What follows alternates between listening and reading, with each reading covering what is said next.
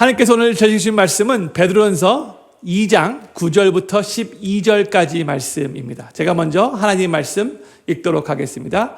오직 너희는 택하신 족속이요 왕같은 제사장들이요 거룩한 나라요 그의 소유된 백성이니 이는 너희를 어두운 데서 불러내어 그의 기이한 빛에 들어가게 하신 자의 아름다운 덕을 선전하게 하려 하심이라.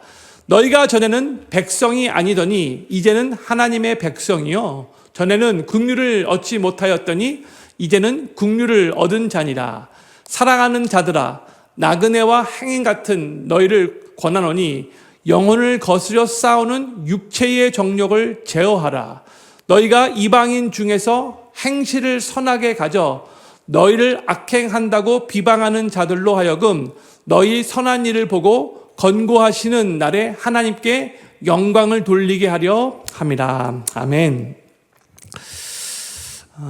아주 좋은 향수는 한 가지 특징이 있습니다. 그 향수를 뿌린 사람이 지나간 자리에는 한참 시간이 흘러도 그 향기가 남아 있다는 겁니다. 저는 이런 향수를 안 써봐서 모르겠는데 좋은 향수의 특징이라고 해요. 마찬가지로 우리의 삶 가운데도 유독 어떤 사람이 지나간 자리에 한참 동안 그 사람의 향기가 남아있는 경우가 있죠. 물리적인 향기를 말하는 게 아니에요. 사도 바울이 이러한 표현을 사용해서 고린도후서 2장 15절에 이런 말씀을 하고 있어요. 같이 한번 읽기를 원합니다. 시작. 우리는 구원 얻은 자들에게나 망하는 자들에게나 하나님 앞에서 그리스도의 향기니 했어요. 우리 크리스찬이라는 존재는 이 세상에 향기를 내뿜는 사람들과 같은데 그 향기가 바로 그리스도의 향기라는 거예요. 그런데 성도님들 한번 스스로에게 진솔되게 질문을 던져보시기를 바라요.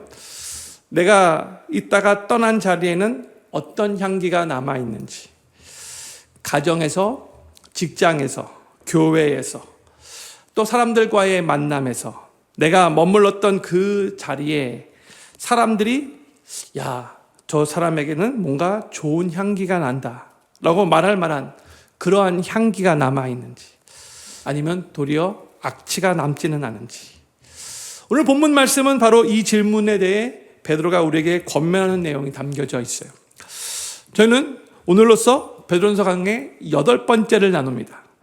베드로는 그 당시에 로마 제국의 핍박으로부터 어쩔 수 없이 자신이 살고 있었던 고향 땅을 떠나 타지에서 고난받으며 신앙생활을 하고 있었던 성도들을 격려하고 또한 칭찬하며 힘을 북돋아주기 위해서 편지를 쭉 지금 써내려가고 있죠. 이미 구원받은 성도가 얼마나 영광스러운 존재인가.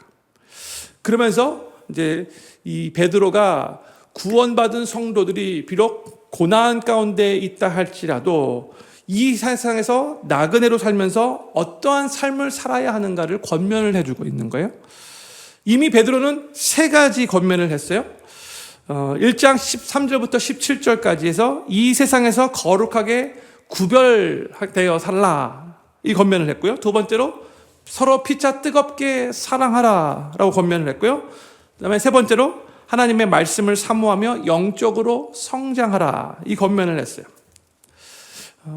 그리고 저희는 지난주에 2장 4절부터 8절의 내용을 나누었는데 베드로가 권면들을 계속해서 해나가는데 권면들과 권면들 사이에 잠깐 숨고르기를 하면서 베드로가 성도들에게 한 가지 내용을 상기시키기 원했다라고 했죠.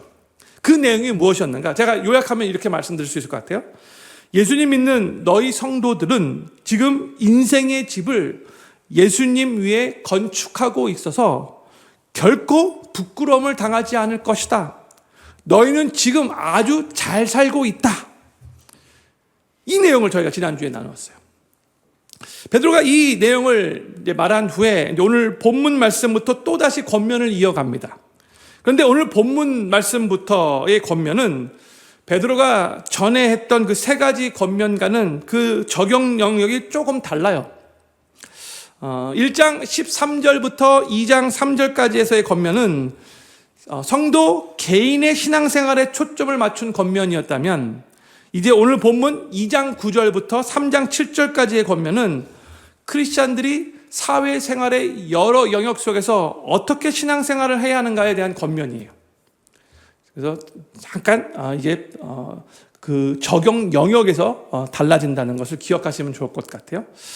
그리고 이제 오늘 저희가 나누는 본문 말씀 2장 9절부터 12절까지의 말씀은 계속해서 우리가 나누게 될 3장 7절까지의 그 권면들의 서론에 해당되는 말씀이라고 할 수 있어요. 그렇죠? 오늘 본문 말씀의 핵심 내용을 또 제가 먼저 간단하게 요약하자면 이렇게 요약할 수 있을 것 같아요.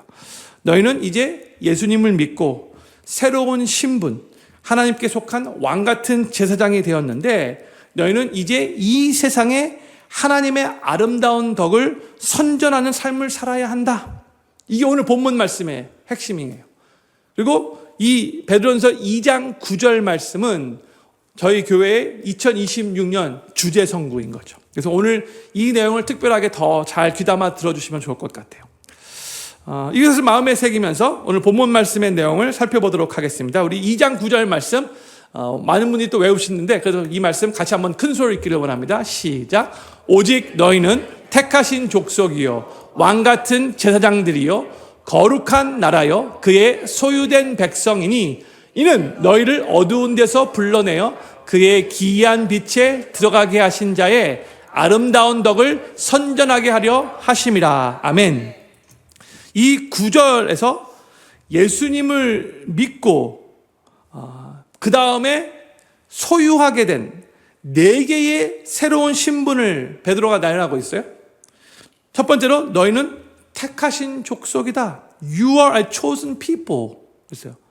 너희는 온 우주 만물을 창조하신 하나님께 선택받은 사람들이다. chosen people. 두 번째로 너희는 왕 같은 제사장들이다. You are royal priesthood. 그냥 제사장이라고 말한 게 아니라 왕 같은 제사장이래요. 제사장은 사람들과 하나님 사이에 중간 역할을 하는 사람이잖아요. 하나님 앞에 나아가서는 백성들을 대신하여 제사를 드리고 또한 백성들 앞에서는 하나님의 말씀을 전하는 사람들이죠. 근데 베드로는 우리 예수님 믿는 성도들이 왕 같은 제사장이다라고 선포를 하고 있어요. 하나님과 사람들을 이어주는 그 역할을 하는데 그런데 그냥 이어주는 역할만 하는 게 아니라 바로 하나님이 갖고 계신 그 왕적인 그 권위를 가진 제사장이라는 거예요. 그냥 제사장이 아니라 왕 같은 로열 프리스트후드예요. 하나님 나라 확장을 위해서 하나님께서 왕적인 권위를 부여주신 제사장이다. 그런 뜻인 거죠. 세 번째로 너희는 거룩한 나라다. You are a holy nation 이라고 말하고 있어요. 아주 특별한 목적이 있어서 거룩하게 구별된 나라다. 그런 뜻이죠. 그리고 마지막 네 번째로 너희는 하나님의 소유된 백성이다. You are a people for his own possession. 이라고 했어요.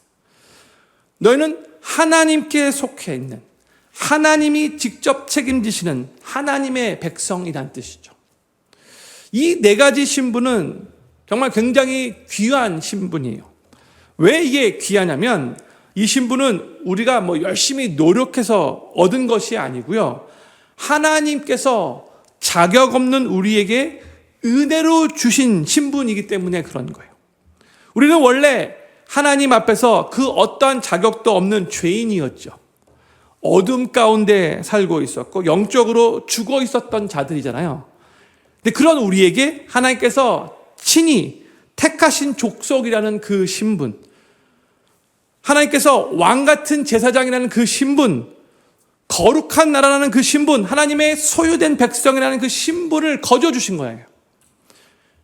근데 이 네 가지 신분은 구약 시대에도 하나님께서 하나님의 백성인 이스라엘 백성들에게 주셨던 신분이에요.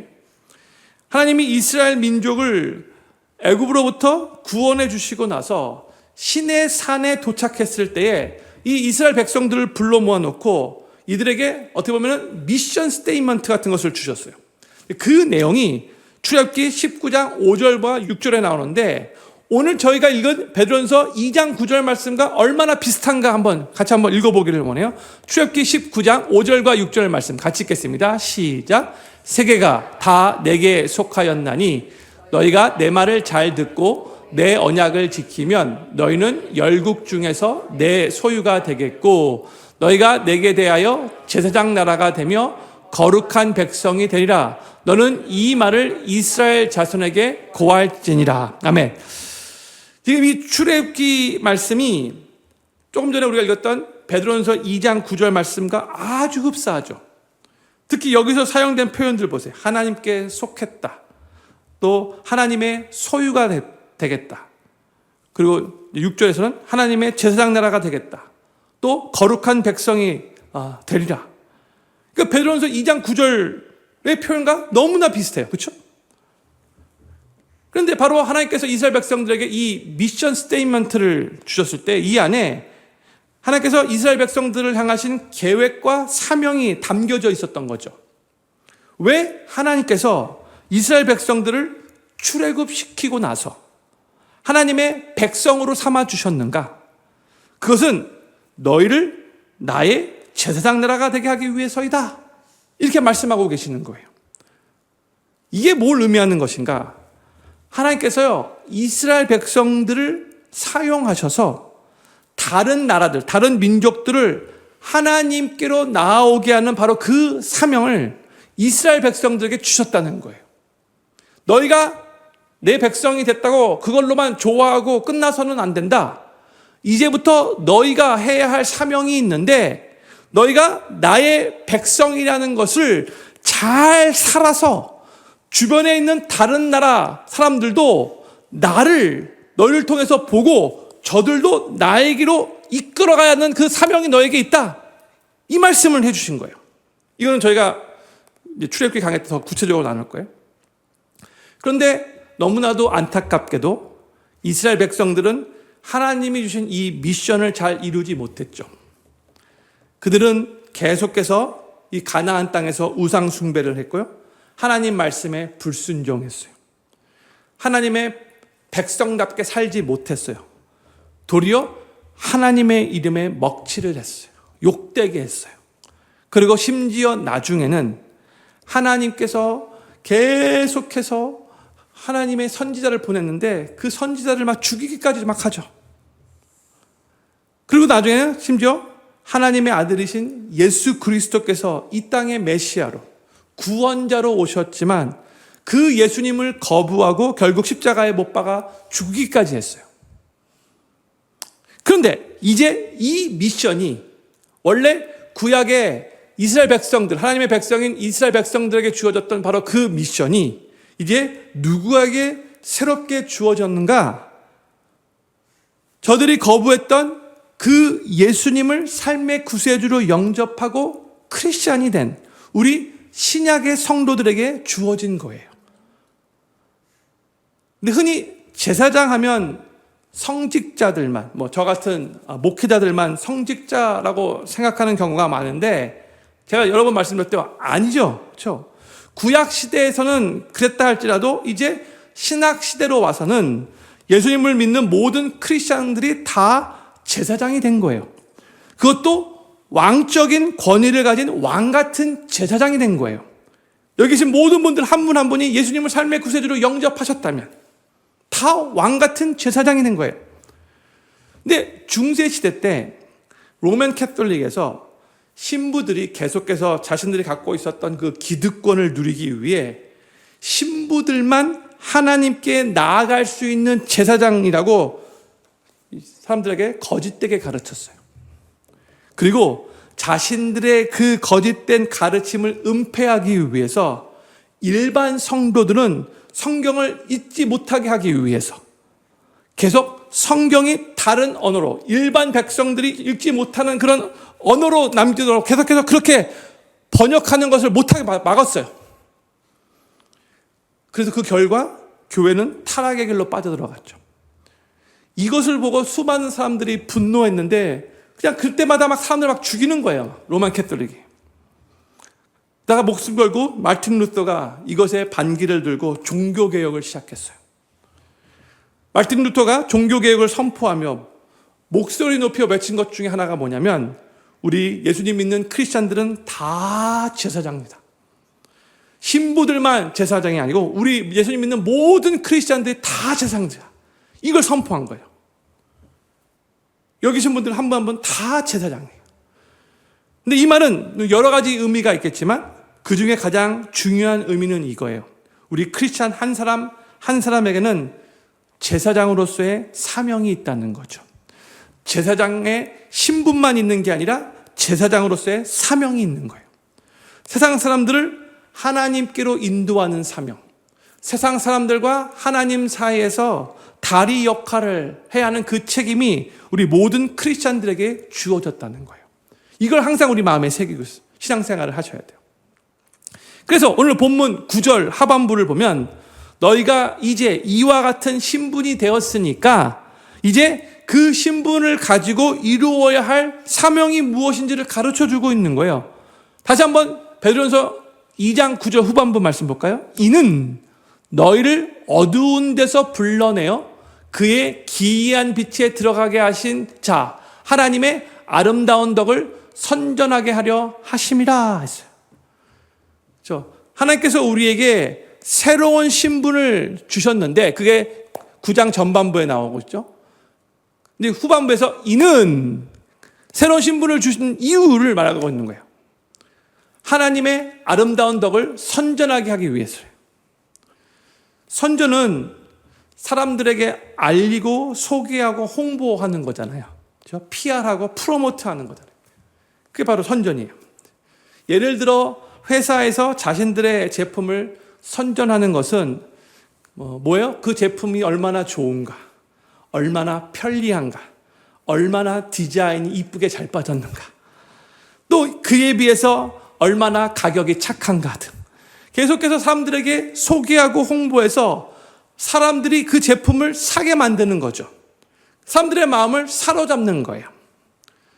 저희가 살고 있는 시대는 그 어느 때보다도 선전과 홍보의 시대예요. 그렇죠? 아무리 좋은 제품이라 할지라도 잘 홍보하고 선전하지 않으면 판매가 이루어지지 않을 수 있어요. 사람들이 모르기 때문에. 그렇죠? 그런데요, 성도님들, 선전이라고 해서 항상 건강하고 긍정적이고 바른 선전만 있는 게 아니에요. 많은 선전들이 과장되어 있고 또 미화되어 있어요. 소주 선전은요, 항상 그 시대에 가장 인기 있고 아주 잘 나가는 예쁜 여배우들을 CF 모델로 삼아요. 그러면서 그 광고 문구가 뒤끝이 깨끗하고 프레시하대요. 아니, 소주 마시고 뒤끝이 프레시할 수 있는 겁니까? 네? 한번 말씀 좀 해보세요. 여기서 말하면 안 되죠? 근데 네, 좀 말이 안 되는 거죠. 그렇죠? 저는 경험이 없으니까 목사님 몰라서 그래요. 그렇게 말씀하시면 할 말이 없겠지만 이 세상에서 하는 선전은 사실 많이 과장됐고요. 또 많이 또 미화도 됐고요. 심지어는 거짓도 섞여져 있어요. 그렇죠? 그런데 우리가 해야 하는 하나님에 대한 선전은 절대 미화돼서는 안 되고 또 거짓이 있어서도 안 되는 거죠. 그리고 하나님에 대한 이 선전은요, 우리의 입으로만 하는 선전이 아니에요. 우리의 삶 전체로 해야 하는 선전이에요. 그러니까 우리의 언어뿐만이 아니라 우리의 행동, 우리의 표정, 우리의 성품으로 전 인격적으로 해야 하는 선전인 거예요. 그렇기 때문에 우리는 사람들을 속일 수도 없고 과장할 수도 없는 거예요.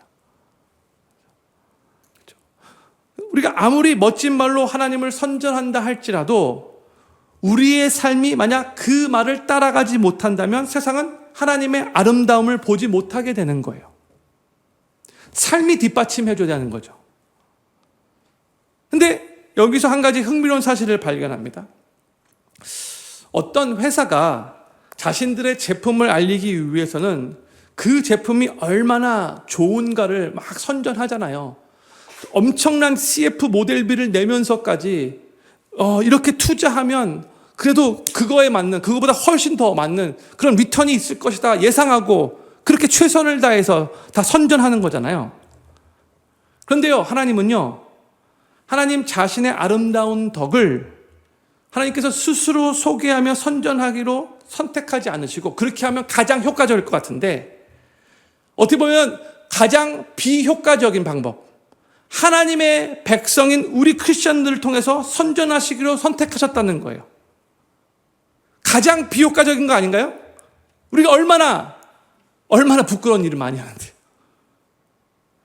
하나님 스스로 자신을 선전하지 않으셔도 우리를 사용하지 않으시고 더 잘 선전할 수 있는 그런 강력한 방법들이 또 있잖아요.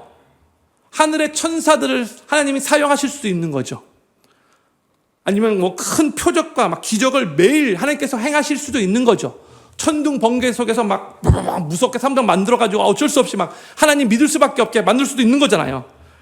그런데 하나님께서 천사들이나 표적과 기적이 아니라, 이런 천둥 번개의 음성을 통해서도 아니라, 하나님은 이 모든 방법을 다 제쳐두시고 부족하고 연약한 하나님의 백성인 우리를 선택하신 것은요, 우리를 향한 하나님의 사랑이고요, 또한 우리를 향한 하나님의 깊은 신뢰입니다. 정말 그렇죠. 참 부족한데 하나님이 그래도 우리를 선택하셨어요. 우리를 통해서 하나님의 아름다운 덕을 선전하시기로 선택하신 거예요. 그리고 우리가 기억해야 될 게 뭐냐면, 우리 크리스천들의 삶이 예수님 믿고 나서 멋지게 변화되면 그걸 통해서 하나님이 멋지게 선전되지만, 반면에 우리 크리스천들의 삶이 전혀 변화되지 않으면 우리는 하나님을 잘못 선전한 것이 되는 것이죠. 그렇죠? 저는 저 자신을 포함하여 여기 계신 모든 필금교회 성도님들이 하나님께서 친히 우리를 통해 하나님의 아름다운 덕을 선전하시기로 선택하신 그 놀라운 사랑과 그 신뢰를 깊이 깨달으시며 감사하실 수 있기를 바라고, 성도님들의 말과 행동과 표정과 성품, 그 모든 것을 통해, 전 인격적인 것을 통해서 하나님이 가장 멋지고 가장 아름답게 선전되는 일에 복된 통로로 귀하게 쓰임받으시게 되기를 우리 구주 예수님의 이름으로 간절히 축원합니다. 9절에서 베드로는 우리의 새로운 신분 4가지를 선포했는데, 이제 10절에서는 이제 그 신분이 어떻게 우리에게 주어졌는지 그 근거를 설명합니다. 10절 말씀을 같이 한번 읽겠습니다. 시작. 너희가 전에는 백성이 아니더니 이제는 하나님의 백성이요, 전에는 긍휼을 얻지 못하였더니 이제는 긍휼을 얻은 자니라. 아멘. 형님들, 이 10절 말씀을 한번 천천히 다시 한번 눈으로 보실 수 있기를 바라요. 여기에 2번 반복되는 표현이 있죠. 전에는, 근데 이제는, 또 전에는, 이제는 2번 반복돼요. 전에는 백성이 아니더니 이제는 하나님의 백성이요, 전에는 긍휼을 얻지 못하였더니 이제는 긍휼을 얻은 자니라 했어요. 지금 베드로가 우리의 영적인 신분의 그 놀라운 변화를, 그 놀라운 반전을 선포하고 있는 거죠. 형님들, 잠깐 멈춰서 이 사실을 깊이 한번 묵상해 보시기를 바라요. 우리가 원래 어떠한 사람이었는가? 우리의 삶이 원래 예수님 믿기 전에 어떤 삶이었는가? 하나님 앞에서 그 어떤 자격도 없는 극악무도한 그런 죄인이었잖아요. 하나님의 백성이 아니었어요. 하나님의 긍휼을 받을 자격이 조금도 없었어요. 그렇죠? 그게 우리예요. 그게 우리였어요. 그런데 하나님께서 그 어떠한 자격도 없는 우리를 하나님이 친히 지명하여 부르셔서 9절에서 저희가 나누었던 바로 그 4가지 영광스러운 직분을 주셨어요. 택하신 족속, 왕같은 제사장, 거룩한 나라, 하나님의 소유된 백성으로 우리를 삼아주셨죠. 근데 이것이 바로 놀라운 은혜인 거죠. 받을 자격이 없는 자에게 값없이 주신 하나님의 그 자비, 하나님의 긍휼인 거예요. 그래서 하나님께서 우리에게 놀라운 은혜를 베풀어 주셔서 예수님 믿기 전에는 쪽박 인생이었는데 예수님 믿고 나서 대박 인생이 된 거죠. 영적인 의미에서. 그리고 바로 이 10절 말씀이 우리에게 어떠한 변화가 일어났는가, 예수님 믿고 나서 이 10절 말씀이 이제 앞으로 나오게 될 11절과 12절, 우리가 하나님의 아름다운 덕을 이렇게 잘 선전해야 한다라는 이 두 가지 권면을 가능케 만드는 동력이 되는 거예요. 받을 자격이 전혀 없었던 우리를 하나님께서 친히 긍휼하심으로 부르셨기 때문에 그 긍휼하심에 감격하고 그 하나님의 은혜에 감사해서 자발적으로 그리고 기쁨으로 하나님의 아름다운 덕을 잘 선전하고 싶은 마음이 생기는 거예요. 내가 어떻게 하면 조금 더 이 아름다운 하나님을 이 세상 사람들에게 더 잘 선전할 수 있을까? 막 고민하고 기도하는 거죠. 우리에게 일어난 놀라운 변화 때문에. 그래서 이제 우리가 앞으로 나누게 될 텐데 11절과 12절에 나오는 그 권면이 율법적인 의무가 아니라 하나님께서 우리에게 허락하신 그 은혜에 대한 감격적인 반응인 거예요. 내가 주님께서 나에게 허락하신 그 은혜로 말미암아 이렇게 삶이 변화되었는데 나의 삶이 이렇게 변화된 그 모습을 다른 사람들에게 조금이라도 더 잘 효과적으로 선전하고 싶습니다. 이런 마음이 막 우러나게 되는 거죠. 그게 정상적인 건강한 크리스찬의 삶인 거예요. 저는 필경교회 모든 성도님들이 받을 자격 전혀 없었던 우리를 친히 불러내셔서 하나님의 백성 삼아주신 그 놀라운 긍휼의 은혜가 성도님들 한 분 한 분의 마음에 날마다 새롭게 부어져서 그 하나님의 은혜에 감격하며 그 하나님의 사랑에 사로잡혀서 기쁨으로 하나님의 아름다운 덕을 잘 선전하고 싶은 마음이 불일 듯이 일어나게 되기를 우리 구주 예수님의 이름으로 간절히 축원합니다. 베드로는 이제 11절과 12절에서 하나님의 아름다운 덕을 잘 선전하기 위해 성도들에게 두 가지 구체적인 권면을 하여 하나씩 살펴보도록 하겠습니다. 하나님의 아름다운 덕을 잘 선전하기 위해서 첫 번째로 우리는 영혼을 거스려 싸우는 육체의 정력을 제어해야 합니다. 영혼을 거스려 싸우는 육체의 정력을 제어해야 합니다. 오늘 본문 11절 말씀 우리 같이 한번 큰 소리로 읽도록 하겠습니다. 시작. 사랑하는 자들아 나그네와 행인 같은 너희를 권하노니 영혼을 거스려 싸우는 육체의 정력을 제어하라. 성경에서 육체의 정력을 말할 때는 예수님 믿기 전에 우리 맘대로 살아가는 동안에 추구했던 세상적인 욕심들을 말하는 거예요. 그러니까 이제 예수님 믿고 우리가 새로운 피조물이 되었는데 더 이상 예수님 믿기 전에 추구했던 그 정욕을, 그 욕심을 추구하며 살아서는 안 된다는 것이죠. 그 육체의 정욕은 이제 구원받은 우리의 영혼을 거스려 싸우는 정욕이래요. 우리가 하나님의 뜻대로 살고 싶지만 하나님의 뜻대로 살지 못하게 만드는 그 중간에서 거스려 싸우는 정욕이 되는 거예요. 그 무기가 되는 거예요. 거침돌이 되는 거예요. 그런데 이 육체의 정욕이 어떻게 보면 우리에게 좀 막연하게 들릴 수 있어요.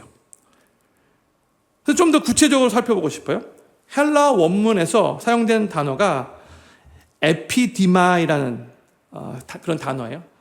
근데 이것은 마음에서 부글부글 끓어오르는 강한 욕망, 통제되지 않은 갈망을 의미하는 단어예요. 에피디미아. 그러면 이 욕망이 구체적으로 우리의 삶에 어떠한 모습으로 나타날까요? 형님들 솔직하게 우리 자신을 한번 점검해 보기를 원해요. 다른 사람이 잘 되는 것을 보면 앞에서 축하하면서도 또 마음 한구석이 불편해지는 모습이 있죠. 살살 배가 아프죠. 그렇죠? 또 내 자존심이 건드려졌을 때에 누가 나에게 함부로 대했을 때에 집에 가서 막 그 생각이 나죠. 밤에 잠도 잘 안 와요. 내가 그때 그 사람에게 이렇게 말했어야 했는데 막 후회가 돼요. 그리고 다음에 만났을 때 내가 이렇게 말해야지. 계속해서 묵상하게 되죠.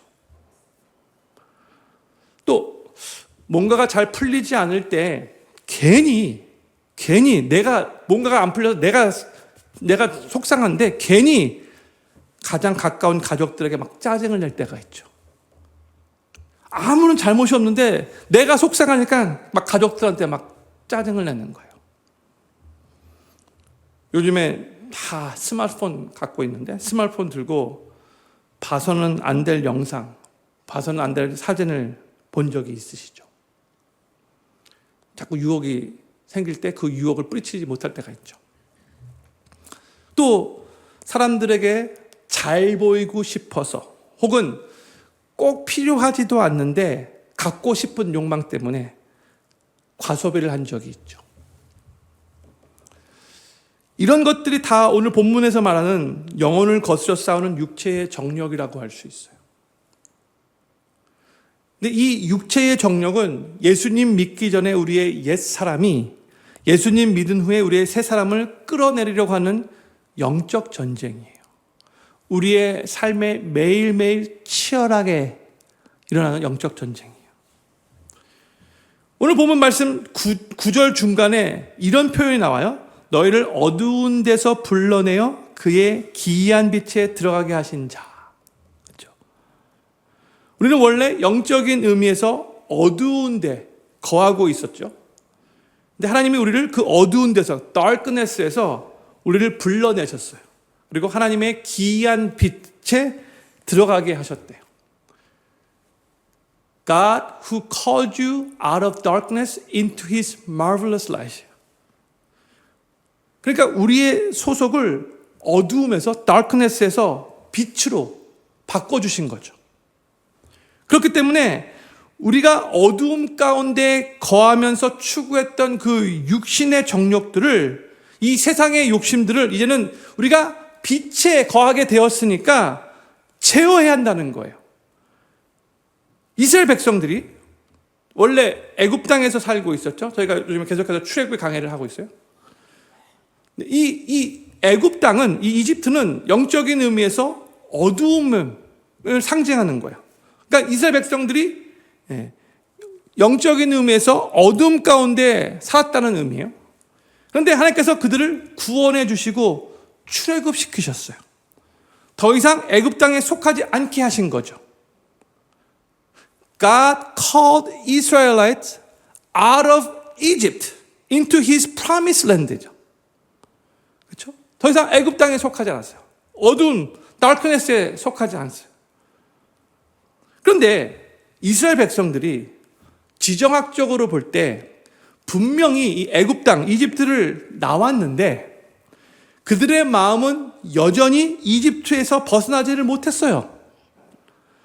그래서 그들은 이 광야에서 조금만 힘든 일이 생기면 뭐라고 말해요? 차라리 애굽에 있었으면 더 좋았을 걸.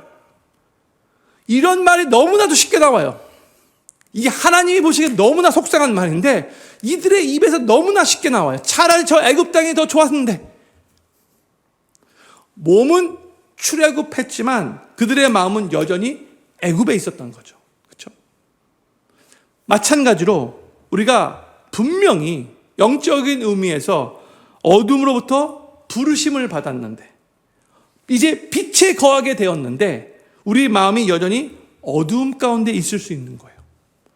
이 이스라엘 백성들과 마찬가지로 예수님 믿기 전에 세상에서 누렸던 그 쾌락, 세상에서 소중히 여겼던 것들을 여전히 그리워해서 그것들을 여전히 더 가지려고 하고 더 누리려고 하는 마음이 아직도 우리 안에 남아있잖아요.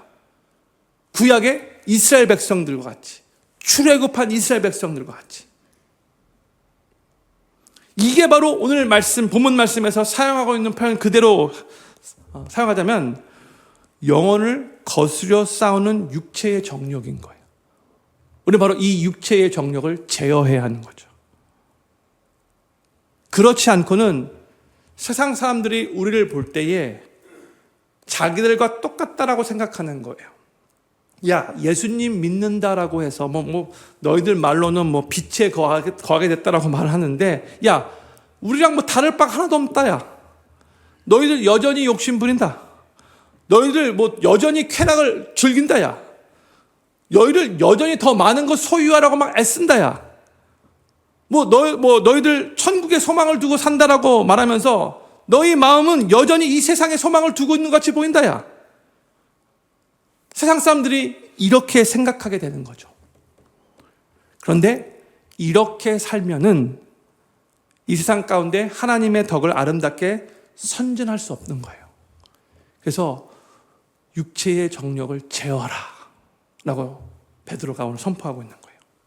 저는 필그림교회 모든 성도님들이 하나님께서 우리를 어두움에서 기이한 빛으로 불러내어 주셨음을 기억하고 감사하시면서 우리의 몸뿐만이 아니라 우리의 마음까지도 온전히 빛 가운데 거하며 영혼을 거스려 싸우는 그 모든 육체의 정욕을 성령의 능력으로 이기고 제어하여서 정말로 빛의 자녀답게 이 세상 거룩하게 살면서 저 세상 사람들에게도 변화된 모습으로 하나님을 아름답게 선전하실 수 있게 되기를 우리 구주 예수님의 이름으로 간절히 축원합니다. 하나님의 아름다운 덕을 잘 선전하기 위해서 두 번째 권면은요, 뭐냐면 세상 사람들과 함께 살아가면서 행실을 선하게 가져야 해요. 세상 사람들과 함께 더불어 살아가면서 행실을 선하게 가져야 합니다. 오늘 본문 12절이 이 권면을 해주고 있어요. 같이 한번 읽겠습니다. 시작.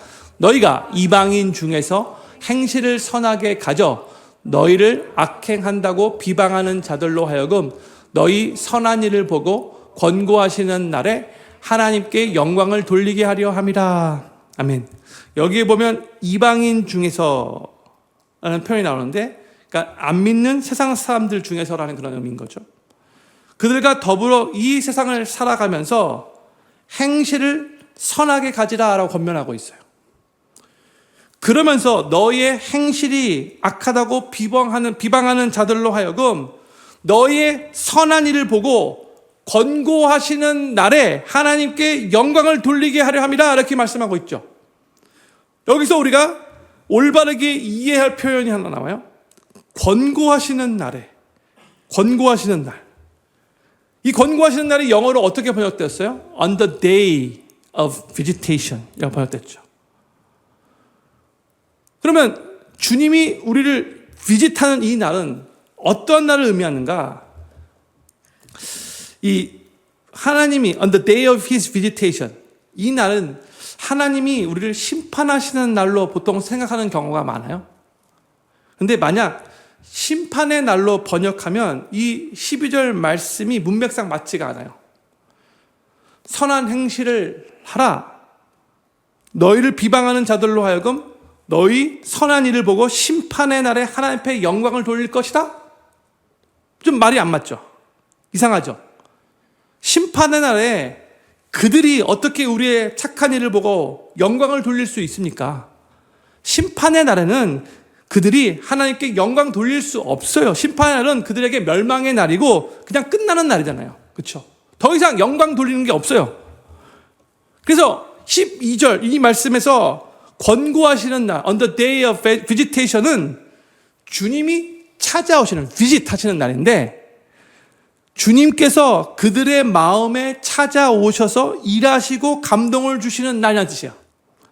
세상에 살면서 예수님 믿는 크리스찬들이 억울한 일을 당하면서도 인내할 수 있고 마음이 여전히 너그러울 수 있고 하나 더 나아가서 만약에 친절과 관용까지 베풀 수 있다면, 그렇게 착한 행실로 세상 사람들을 대한다면 주님이 바로 그 착한 행실 위에 역사하셔서 저 세상 사람들의 마음이 움직이고 감동을 받게 되면 그로 인해 그들은 하나님께 영광을 돌리게 된다는 그런 뜻이에요.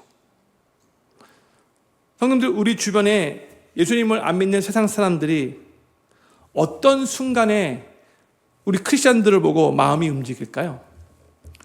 우리 크리스찬들이 엄청난 큰 업적을 이루고 뭐 세상에서 아주 잘 나가고 성공할 때 그때 그들이 감동을 받을까요? 그들의 마음이 움직일까요? 전혀 아니에요. 세상에 예수님 안 믿는 사람들도 다 성공하고 다 잘 나가고 다 큰 업적 그렇게 남기잖아요.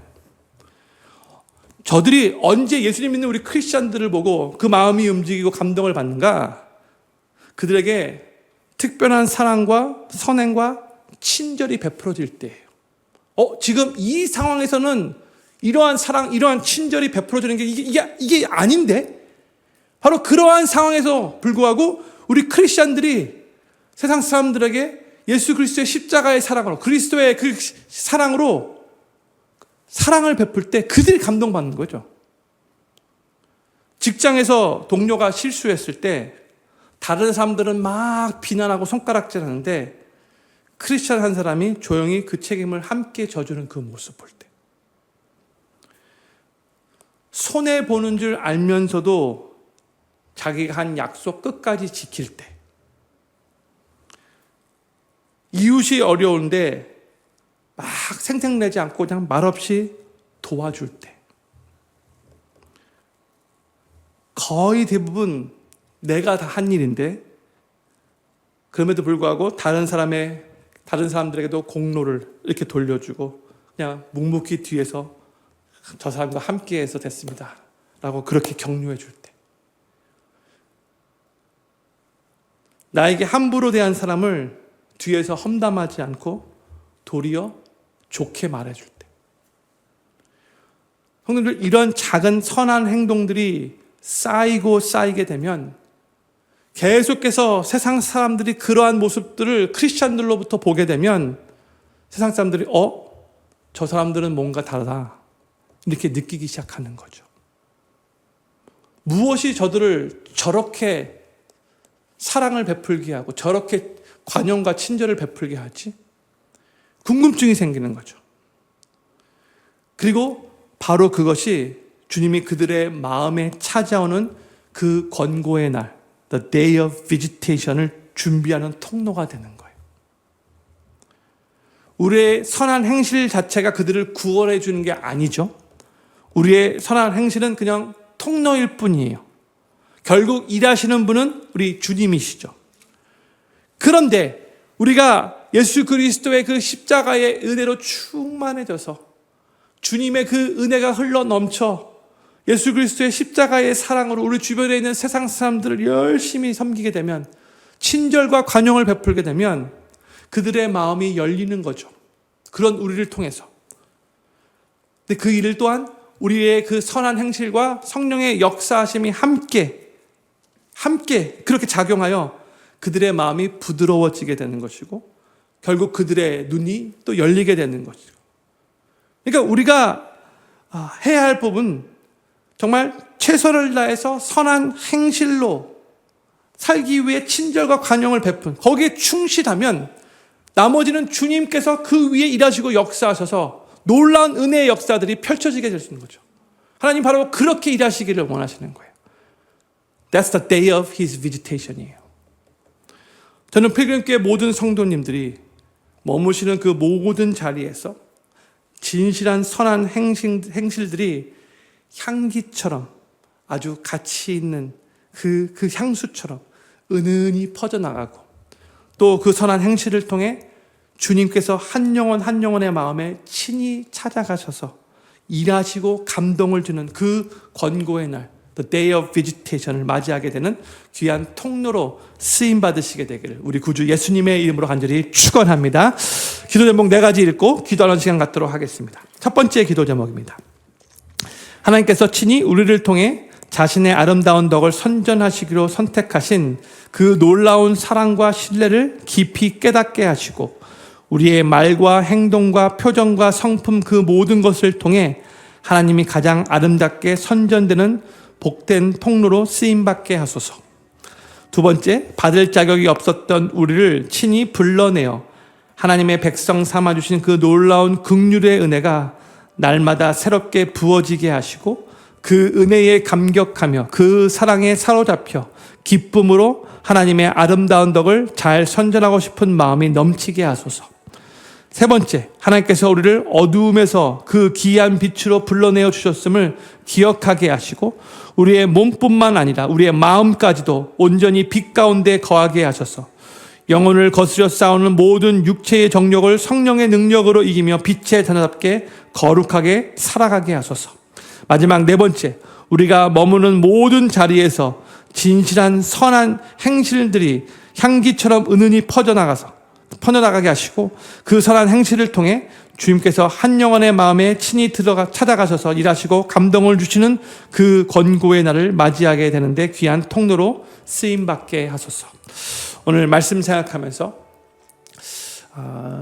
우리의 삶이 하나님의 아름다운 덕을 선전하기를 사모하고 더욱더 효과적으로 하나님의 아름다운 덕을 선전하는 일에 우리가 그렇게 오늘 베드로의 겉면처럼 최선을 다해 노력하게 해달라고 오늘 말씀 생각하면서 이 4가지 기도 제목을 놓고 합심으로 기도하기를 원합니다. 기도하겠습니다.